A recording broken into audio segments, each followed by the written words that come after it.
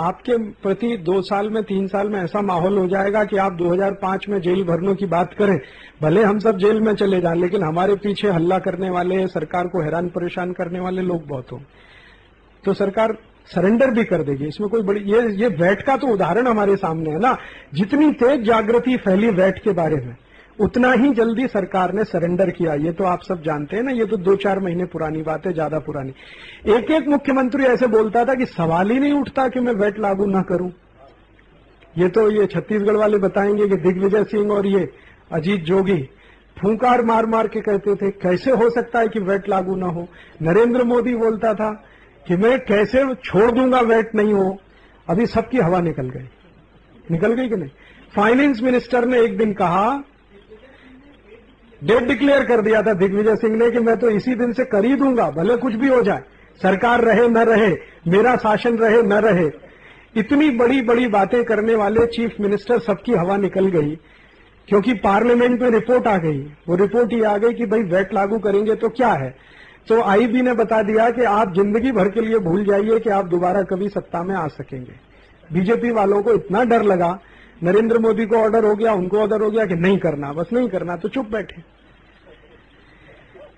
तो सरकार की ताकत कितनी है वो समझ लीजिए आप। उनको ये समझ में आ गया कि वैट लागू करने से 3-4 करोड़ वोट उनका चला जाएगा, ये उनको समझ में आ गया। कांग्रेस को समझ में आ गया कि हमारा भी वोट बैंक कम हो जाएगा वैट लागू करने से, और ये दूसरे पार्टियों को भी समझ में आ गया कि हमारा भी वोट बैंक चला जाएगा। सीपीएम के वित्त मंत्री की तरफ से वैट शुरू होने के लिए सबसे पहला काम शुरू हुआ था।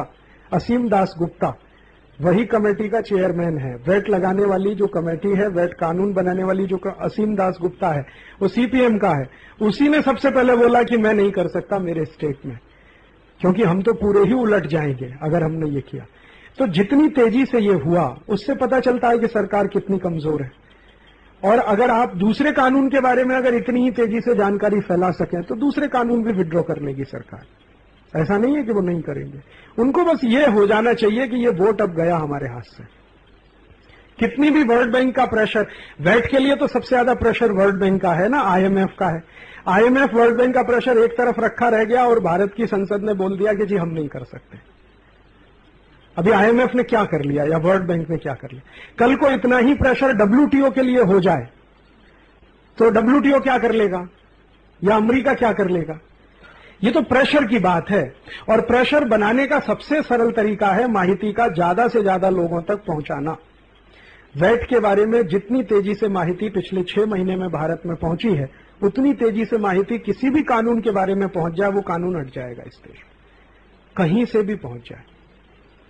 तो वो आप कर लीजिए, वो कर लेंगे तो ये एक एक करके, और 2-4 कानून जहां बदले तो बाकी बदलने के लिए दबाव तो लगातार बढ़ता जाए।